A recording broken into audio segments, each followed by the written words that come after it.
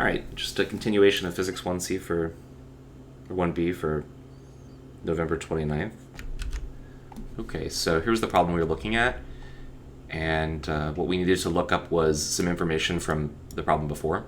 So let's write down the information we have. Okay, so we're given that the mass density in this problem is 0.250 kilograms per meter. Our force for tension is going to be 36 newtons. What we need to know the amplitude. In this problem here, it says that the amplitude is 0.075 meters. So amplitude A is 0.075 meters. We're also going to need to know what omega is. That's the only piece that we don't have here. So to get omega, if we know what the frequency is here, the frequency is 2 hertz, we can find the angular frequency by multiplying by 2 pi, because this is cycles per second, and there's 2 pi radians per cycle, so that's why multiplying by 2 pi gives you this. So this should be 2 pi times 2 hertz. So this is going to be 4 pi radians per second. So putting all of that together then, we're going to get average power that's being put into the string is 1/2 square root of 36 newtons times, so that's force, times mu, which is 0.25.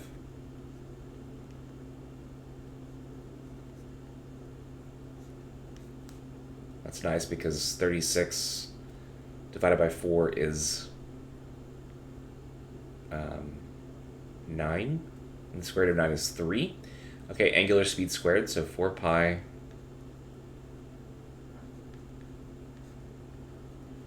and then amplitude squared. Amplitude was 0.075. So we square all of this. So this would be 1/2 times 9 to 4 pi squared. That's going to be harder to figure out, and then whatever this is. Okay. That's like 3/40 squared. Even. I don't know. So 0.5 times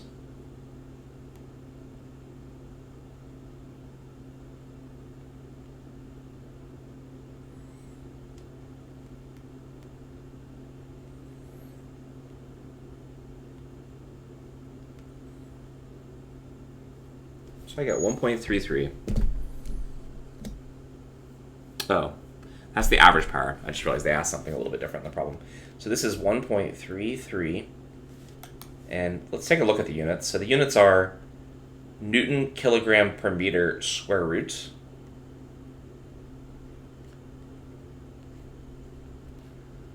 Let me do this off to the side. We know the unit's going to be watts, because that's how we measure power.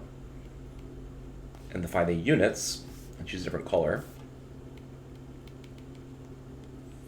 So it's Newton kg over meter, square root of all of that, times radians per second. But radian isn't really a unit, so we'll just write 1/seconds squared, and then meters squared. And we hope to get a unit that should be kilograms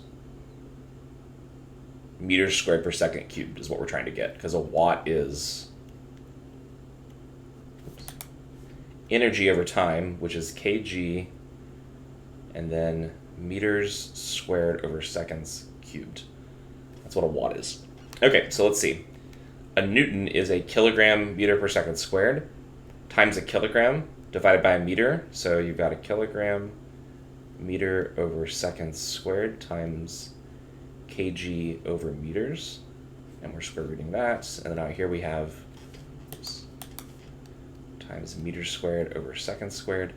And this does look like it's going to work out, because this is going to be kilograms per second. You square root it, yeah, you're going to get the right answer. So it's kilograms meter squared over seconds cubed, so it checks out.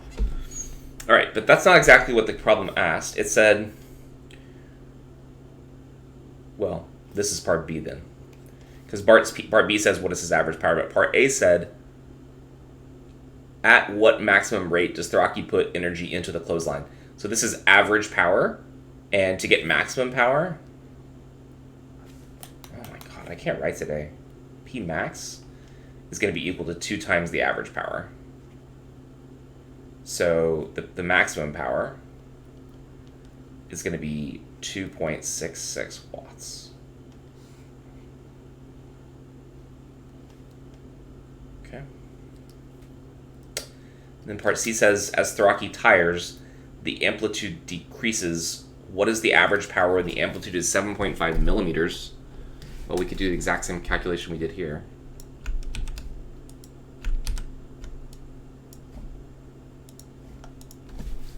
And we could just change this piece to being millimeters. So 7.5 millimeters would be 0.0075. And since this is smaller by a factor of 10, and we're squaring it, this should be 1/100th of what we got before. So I think we're going to get 0.0133 watts now. I'm really sorry about the handwriting today. I don't know what's going on. Okay. Y'all agree? Anyone have any questions?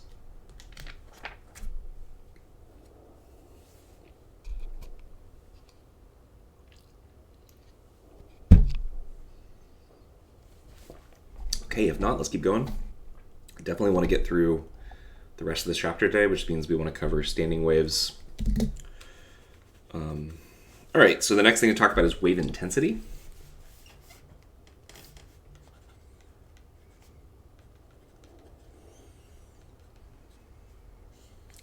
So waves become less intense as you move farther and farther away from a source. So suppose that we have some source that's emitting waves in this location. It could be like a speaker at a concert or something like that. And what we want to do is we want to think about how these waves propagate out. So waves come out this direction, all directions there's waves coming out. And what we do is we say, suppose that I go to some distance that is, let's say R1 away, and I compare the intensity of the wave to a distance that is maybe twice as far away.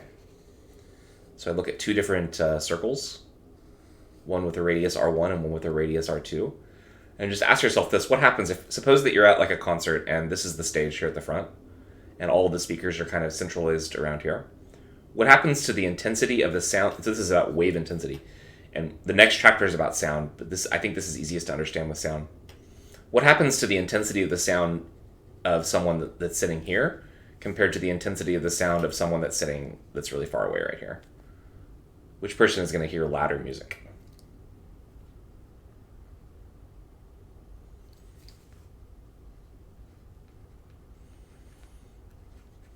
Yeah, the closer person, right?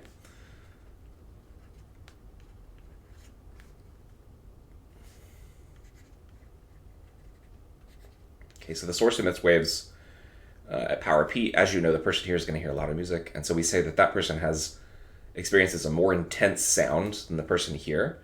And we measure the sound intensity by taking the power of the wave that's being emitted and then dividing by 4 pi r squared. Why do we divide by 4 pi r squared?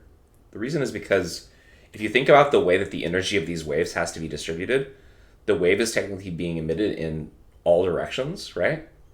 And then for me to understand this, I think of like a star that's emitting light waves. And I think about the fact that the waves from that star are going to go out in 3 dimensions. So after some amount of time, if we imagine some pulse of light coming out from the star, if we look at that pulse of light, the energy of the light is going to have to be spread across a sphere. And so if you have a sphere that has a radius r, then the energy has to be spread in all 3 directions. And it's spread over the surface of a sphere.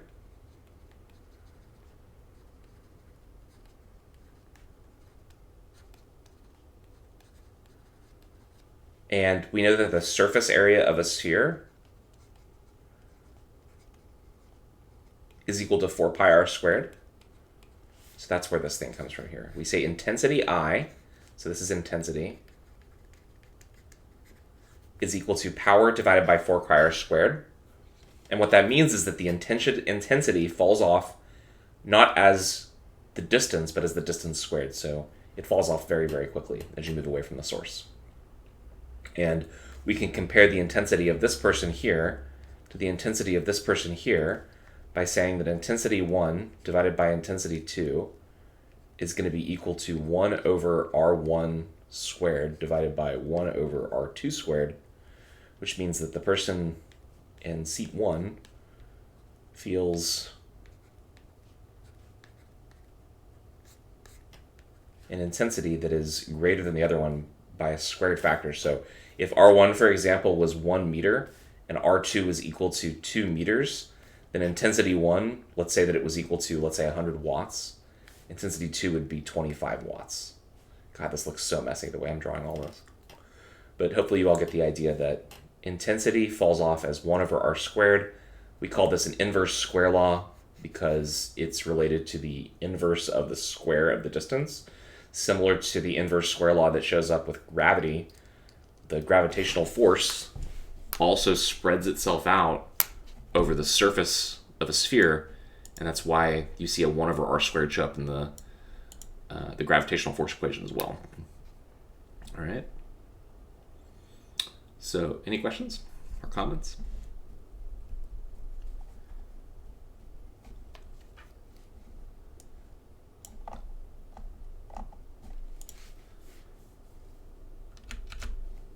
Okay, the whole next chapter is about sound. This problem is about sound, but we haven't really, introduced. Anyway, in the next chapter, what we'll do is we're going to take sound intensity, which is, this is measured in watts per meter squared, by the way. Power is measured in watts. Distance is measured in meters squared in this case. So in the next chapter, what we'll do is we're going to come up with a standard that's used to measure sound that you've probably heard of before, which is called a decibel. You all have heard of that before, right? A decibel as a way to measure sound intensity. Maybe on certain sound systems you've noticed that they actually indicate volume with decibels. Well, decibel is another way to measure intensity, and we'll learn about that in the next chapter. Anyway, so a siren on a tall pole radiates sound waves uniformly in all directions at a distance of 15 meters from the siren. The sound intensity is this. At what distance is the intensity? 0.01 watts per meter squared. Okay, so we've got a pole. It's emitting sound. And we know that at a distance of 15 meters, we know that the intensity at this location, let's call it I1, is 0.250 watts per meter squared. And we want to find at what distance will the intensity be 0.01. So we come up to do some dew point over here. We call it I2. We say the intensity is 0.01 watts per meter squared. And we want to find, if we call this one R1, we want to find what R2 is. And what we can do is we can say that the ratio of the intensities I1 over I2 should be the inverse of the ratio of their distances. So this should be R2 squared divided by R1 squared. And we want to solve for R1. So R1 squared should be equal to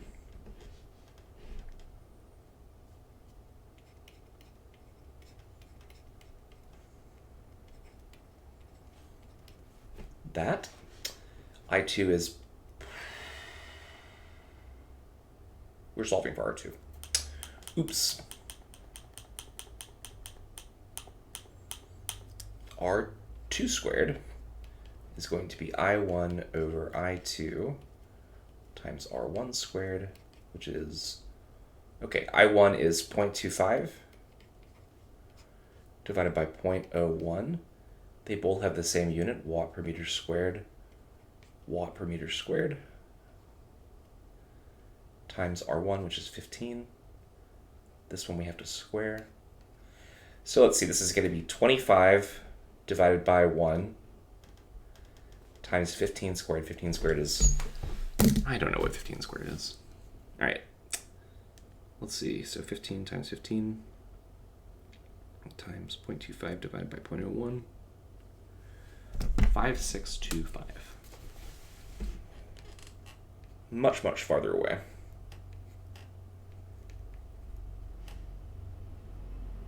Oh, wait. We have to square root this to get what R1 is. Here. we'll do this. There we go. So you all get 75 meters.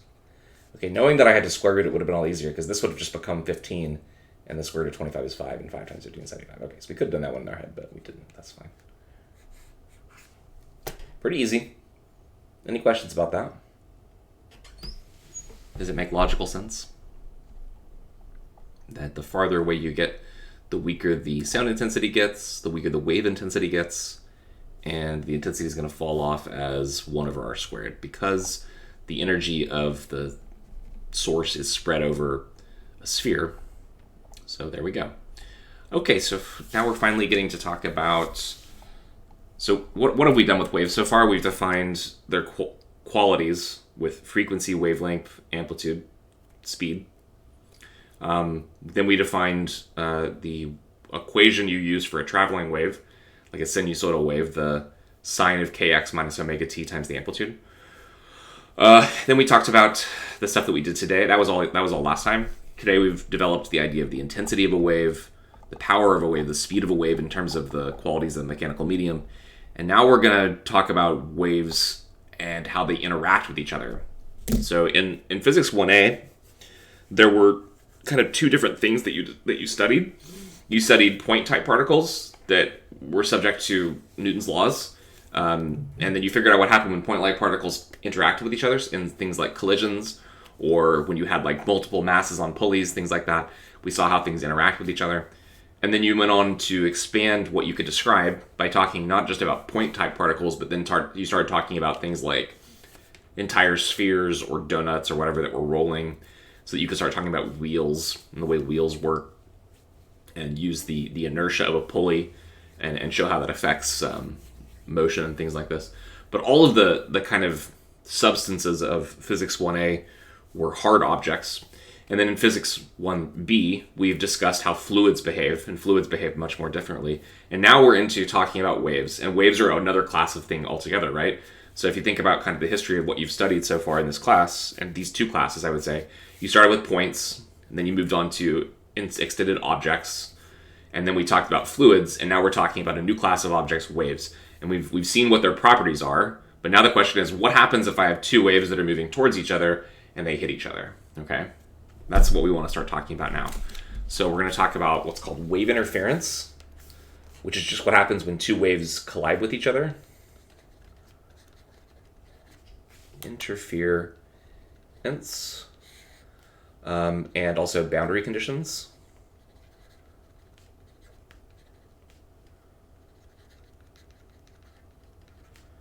And superposition. These are all going to describe what happens when 2 waves interact with each other, or they interact with like a wall or a pole that they're tied to or something like that. Okay? Of waves. All right, I'm going to start this off with a really kind of simple example. Suppose that I have a string, and on my string I have a pulse, and it's traveling in this direction. And I tell you that my pulse has an amplitude of A, right? And let's say that on the same string, so let's say on this end of the string over here, I'm holding this, and I sent a pulse down the string. And let's say somewhere on the other side, there's another person over here, and they sent a pulse down the other end of the string.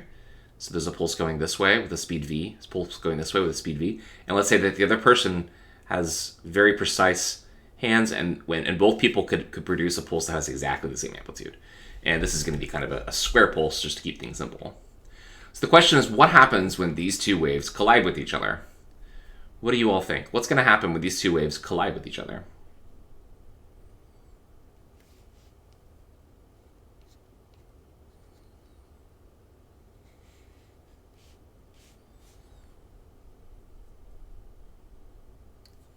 They cancel each other out. Maybe. But they both have positive displacements, right? A bigger wave, that's right. If I have two waves that are large and they hit each other, what we're going to get is when they collide, we're going to get a wave that's twice as big. We call this superposition. If I have a wave, what is a wave? A wave is a disturbance of a medium. Here's my disturbance, this pulse. And if I have two different waves and they collide with each other, it turns out that they will actually just add directly together. And one of the things that's really weird about waves is that after they collide with each other, you might think, oh, this wave had a velocity v, that wave had a velocity of negative v. We could even call this negative v if we want to be really accurate here. So maybe when they hit each other, they cancel. That's what Matthew said, right? Maybe after this happens, the wave just like poops out or something because, you know, velocity. But actually what happens is the waves just pass right through each other. And you get a wave over here with an amplitude A moving to the left now. And the other wave over here has an amplitude A and it's moving to the right. So the two waves actually just pass directly through each other. Isn't that kind of surprising? It's true. That's what happens. So superposition of waves is what happens when two waves add together. Each of these is a disturbance of the same medium. And so if this is a disturbance of height A and this is a disturbance of height A or amplitude A, then you're going to get a disturbance of height 2A as they pass through each other. And then they pass through just like this. That's how waves interact with each other. Very different than the way that particles interact with each other. Light passes through itself. Yeah, light does pass through itself, although it could, in principle, create... yeah. So this is a superposition of waves. You could also call it interference if you want to. We could look at the same scenario, but I can change one thing. If the original wave had a height A like this, but the other wave was kind of been... God, this looks so awful when I try to draw fast. Hopefully you all get the idea. Velocity this way, but this one has an amplitude of negative A.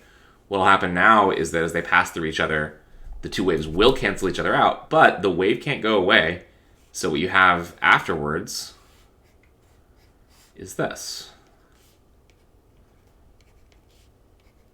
Okay, so here you get, we would call this destructive interference.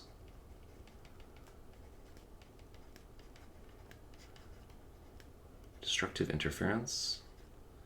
And up here we would call this constructive interference. Constructive is when the two waves add together, and destructive interference occurs when the two waves completely cancel each other out and eliminate each other. Interference.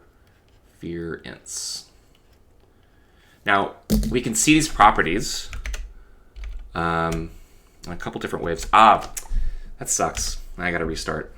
I had everything set up for you, but since I had to restart my computer because it crashed. Restore pages, sure. There we go. All right, so we can see this type of thing happen if let's leave it this way. So what I can do now is I can send a pulse down, and that pulse is going to reflect back, right? And what I can do is I can reduce the amount of damping here so the pulse kind of lasts a little bit longer. Okay, so actually, maybe what I want to do is kind of send one pulse down and then send another pulse down. Maybe we do need a little more damping. I don't know. All right, here's what we're going to do. We're going to go single pulse. It's going to go down. It's going to reflect. And then I'm going to send another pulse into it, okay? I'll wait till it stops bouncing, which will kind of never happen almost. All right, so here we go. Pulse, new pulse. You see how they just go through each other? Pulse, new pulse. It doesn't last very long, but what we can do is we can send a lot of pulses down here, and then it becomes kind of hard to see what's going on, doesn't it? What's the best way to show this to you? I mean, that probably is the best way. Maybe if we just do it with no damping. That way the pulse will never disappear, right? All right, let's see if you can see this. So I'm going to try to send a pulse down. Oh, it's never going to turn over, though, is it? Can I invert my pulse? I don't think I really can. So the only thing I can really show you is destructive interference. Well, I guess that's what we'll do. So pulse comes back. We send a pulse down. Can you see every time that the pulses hit each other, that they completely cancel out and just go through each other? I don't know how easily you can see it. It almost looks like they're reflecting off of each other. Anyway, so that's about the best I can do to show you interference in one dimension. Just to show you this kind of thing in one dimension. Let's restart. But we can also use this to show you what happens when you have a loosed end versus a fixed end. So what did you notice about the phase of the wave whenever it hits the fixed end right here? What happens to the wave when it hits the fixed end?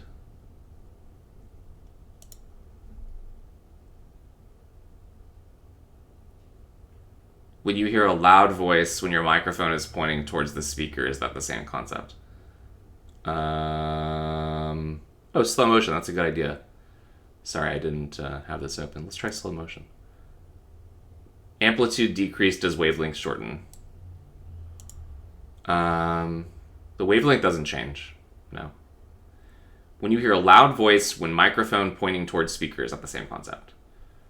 So if your microphone is pointing towards your speaker, I mean, it could just be, that could be some kind of a, what's the word for it? Like a feedback echo of some kind? I don't know if it's exactly the same thing, but maybe it is. Yeah, let's go in slow motion and see if we can see this better. Here, what I'm going to do is no damping. Tell me what happens when this hits the end. You guys are all saying the amplitude decreases. That's not what I want you to say. What happened right there at the very end to the wave? We call these boundary conditions. This is a fixed end over here. The wave was above the rope, right? And now it's below the rope. So I think we call this like a phase inversion, 180 degree phase inversion. So it was a maximum and now it's a minimum. It was originally a crest. So here's a trough. It's going to become a crest when it reflects off the end. So here's a crest right here. It's going to become a trough as it reflects off of the end. The wave seems to boomerang back. I mean, I guess you could call it a boomerang back. It's reflecting. The main thing I want you to notice, though, is that when the end is fixed, when we hit this end over here is also fixed, that it inverts the wave. So it's a maximum, maximum, maximum, a normal pulse, right? As soon as it hits the end, this exerts a force that's opposite to the force that the wave exerts on it, and it pulls down on it, right? It pulls it down. The wave pulls up, this pulls down, that's Newton's third law. It pulls it down, and now when it travels back, the wave is inverted. It's like a phase inversion, 180 degree phase inversion. Now let's see what happens when you have a loose end. So this comes in as a crest.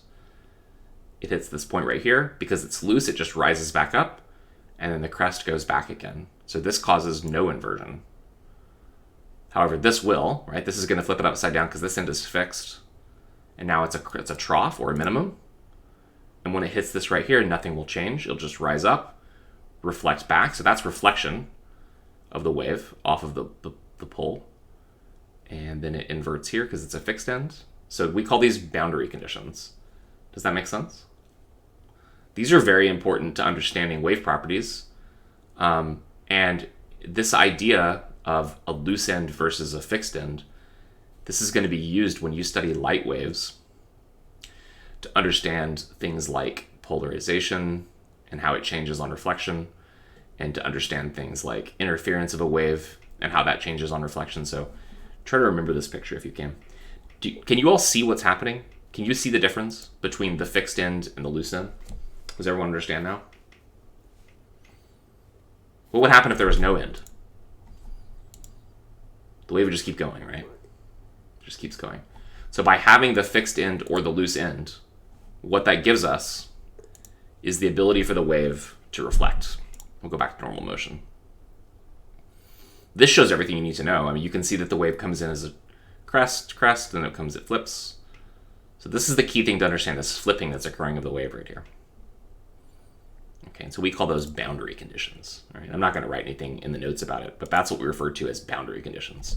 Is this side fixed or loose, pretty much. Okay. All right, so what is next? Standing waves, right? Okay, this is probably where we take a break then, because we'll spend the rest of the class talking about standing waves. So it's 10:41. We'll take a break until or 1051.